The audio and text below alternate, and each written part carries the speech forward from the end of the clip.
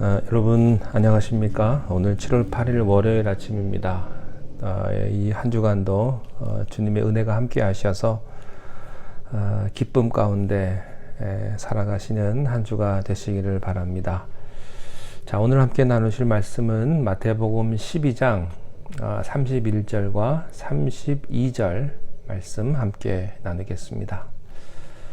그러므로 내가 너희에게 이르노니 사람에 대한 모든 죄와 모독은 사하심을 얻되 성령을 모독하는 것은 사하심을 얻지 못하겠고 또 누구든지 말로 인자를 거역하면 사하심을 얻되 누구든지 말로 성령을 거역하면 이 세상과 오는 세상에서도 사하심을 얻지 못하리라. 아멘. 예수님께서는 지난 시간에 30절 말씀에서 어떤 사람은 화해자가 있고 어떤 사람은 분열자가 있다, 이렇게 말씀을 하시고 오늘 본문에서 아주 강도 높은 아주 무서운 얘기를 이제 하십니다. 예수님은 좋은 말만 하시는 게 아닙니다. 무서운 얘기도 아주 가끔 하시기도 합니다.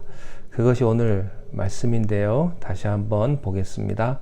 그러므로 내가 너희에게 이르노니 사람에 대한 모든 죄와 모독은 사하심을 얻되 성령을 모독하는 것은 사하심을 얻지 못하겠고 또 누구든지 말로 인자를 거역하면 사하심을 얻되 누구든지 말로 성령을 거역하면 이 세상과 오는 세상에서도 사하심을 얻지 못한다. 참 두렵고 무서운 표현입니다. 특별히 우리에게 참 무서운 표현이 하나 있는데 그것은 영원히 용서받지 못할 죄가 있다고 하는 말입니다. 예수님에 의하면 영원히 용서받지 못할 죄가 있다는 겁니다. 그것이 우리를 굉장히 당황스럽게 하고요. 여러 가지 생각을 많이 하게 하는 것입니다. 그 뜻이 무엇이냐는 겁니다. 오늘 본문을 생각할 때 먼저 생각할 것은요, 모든 죄는 다 용서받을 수 있다는 선언입니다. 모든 죄와 모독은 다 용서받을 수 있다. 세상에 어떤 죄도 용서받지 못할 죄가 없다는 것이 첫 번째 메시지입니다. 시편 32편 1절에 허물의 사함을 받고 그 죄가 가리움을 받는 자는 복이 있다, 이렇게 말합니다. 어떤 사람이 복이 있느냐? 오래 사는 사람이 복이 있는 게 아니고요. 부자가 복이 있는 게 아니고 권력을 가진 자가 복이 있는 게 아닙니다. 세상에서 성공한 자가 복이 있는 게 아니고요. 용서받은 자입니다. 자기의 죄를 용서받는 사람, 이 사람이 가장 행복한 사람이에요. 영혼의 평안은 죄의 용서에서부터 시작됩니다. 용서받지 못한 사람은 진정한 평화가 없습니다. 내 속에 흘러넘치는 진정한 평화란 용서받았다는 확신에서부터 시작됩니다. 시편 32편 말씀을 계속 보면요, 죄를 고백하지 못하고 죄가 있는데 고백하지 못한 사람, 고백하지 못했기 때문에 용서받지 못하고 죄의식 속에 사는 사람, 그 중에는 우리가 눈에 보이는 죄도 있지만은 자기만이 아는 내면적인 죄도 여기에 다 포함되는 것입니다. 이 사람의 고통에 대해서 시편 기자가 이렇게 말을 합니다. 내 뼈가 쇠하도다. 내 뼈가 녹는 것 같은 그런 고통을 겪은 거예요. 여러분이 인간의 실존을 정직하게 대면한 사람은요, 하나님 없는 사람은 뼈가 녹는 고민이 있습니다. 인생의 허무함과 불안감과 이런 죄책감이 있는 것입니다. 그리고 또 시편 기자가 이렇게 말합니다. 내 몸속에 있는 모든 진액, 힘을 내게 하는 에너지를 말하는데 이 동양 말로는 기와 같은 것입니다.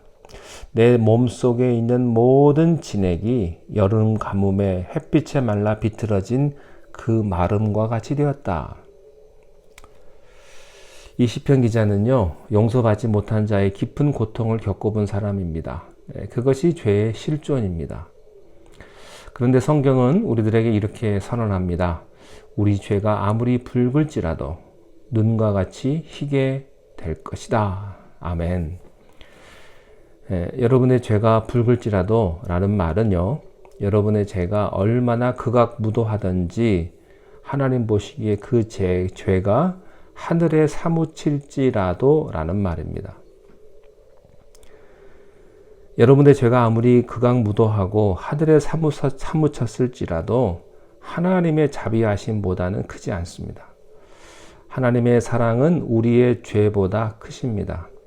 그러므로 우리가 어떤 형태로 죄를 지었든지 아무리 붉을지라도 예수님의 보혈의 피로 말미암아 그 죄는 눈과 같이 깨끗이 희어질 것이다. 이것이 예수님 말씀입니다.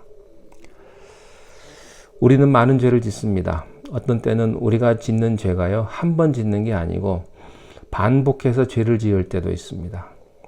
누가 그러더라고요. 죄를 한 번 지으면 하나님한테 체면이라도 있는데 짓는 죄를 또 짓고 또 짓는 죄 또 지어서 용서해 달라고 하기가 부끄럽다. 면목이 없다. 참 그래요. 죄를요, 처음 지으면 얼마나 귀엽겠어요. 근데 우리가 짓는 죄의 거의 모든 죄는요, 알면서 그것도 반복해서 짓는 죄가 대부분입니다. 모르고 짓는 죄 없어요. 다 알면서, 나쁜 건 줄 알면서 고의적으로 짓는 죄가 많이 있다는 거예요. 자, 그런데 그럴지라도 하나님은 우리의 죄를 다 용서해 주십니다. 여러분이 100번 바람을 폈어도 하나님은 용서해 주세요. 여러분이 100명을 죽였다 할지라도 주님은 용서해 주십니다. 용서받지 못할 죄가 없습니다. 용서해 주시니까 또 짓자. 여러분 그것까지도 용서해 주실 수 있습니다. 그런데 오늘 주님이 무섭게 한 말씀, 우리가 알아야 할 게 있어요. 용서받지 못하는 죄가 있다는 겁니다. 무슨 죄입니까? 오늘 31절에 뭐라고 되어 있냐면요, 성령을 모독하는 죄. 32절에는 뭐라고 되어 있냐면 성령을 거역하는 죄는 용서받지 못한다. 이렇게 말씀하셨거든요. 자, 그렇다면 성령을 모독하는 죄는 뭐고 성령을 거역하는 죄는 뭐냐 하는 겁니다. 왜 예수님께서 이 시점에서 이렇게 말씀을 하십니까? 우리가 이 배경을 정확하게 이해하지 못하면 우리가 이 말씀을요, 굉장히 오해할 확률이 많은 말씀입니다. 마가복음 3장 28절과 29절에도 이런 말씀이 있습니다. 내가 진실로 너희에게 이르노니 사람의 모든 죄와 모든 모독하는 일은 사하심을 얻되 누구든지 성령을 모독하는 자는 영원히 사하심을 얻지 못하고 영원한 죄가 되느니라. 그 죄는 용서받을 수 없어요. 성경은 분명히 영원히 사하심을 받지 못하는 죄가 있다고 말씀을 합니다. 그러면 이것이 무엇입니까? 성령을 모독하는 죄, 성령을 거역하는 죄는 무엇입니까? 쉽게 말하면 이런 거예요. 하나님의 성령의 역사를 고의적으로 거스르고 성령의 역사를 입으로 비판하고 회방하는 그런 죄를 의미합니다. 다시 말하면 성령이 그 사람에게 역사했는데 그것을 고의적으로, 악의적으로 그것을 거부하고 모독하는 것을 의미합니다. 이것처럼 큰 죄가 없습니다. 그 이유는 다음과 같습니다. 그것은 예수 그리스도의 복음과 구원을 받아들이게 한 것이 성령의 역사이기 때문입니다. 예수님이요, 나를 부인해도 괜찮다 그랬어요. 그건 용서가 된다 그랬어요. 인자를 거역하는 건 사하심을 얻을 수 있으나 성령을 거역하는 것은 용서할 수 없다. 그 말이 무슨 뜻입니까? 오늘 여러분들이요, 예수님에 대해서 오해를 하고 잘못 알아서 예수를 안 믿을 수 있어요. 목사가 꼴 보기 싫어서, 배목사 설교가 마음에 안 들어서, 또 교회하는 꼴이 싫어가지고 그 선입견 때문에 나 예수 안 믿어. 내가 차라리 돈을 믿지. 자, 그랬다고 한번 가정을 해보십시오. 그건 아직 성령을 몰라서 한 것입니다. 예수님에 대한 오해, 예수 믿는 사람들에 대한 오해 때문에 그럴 수가 있다는 것입니다. 그러나 그거 말고 성령이 정말 예수님에게 인도하는 것인데 그것을 거부하는 것은 길이 없다는 거예요. 오늘 여러분의 예수님에 대한 오해는요, 내일 풀릴 수가 있어요. 교회에 대한 오해도 내일 풀릴 수 있습니다. 여러분은 예수님을 영접할 수가 있습니다.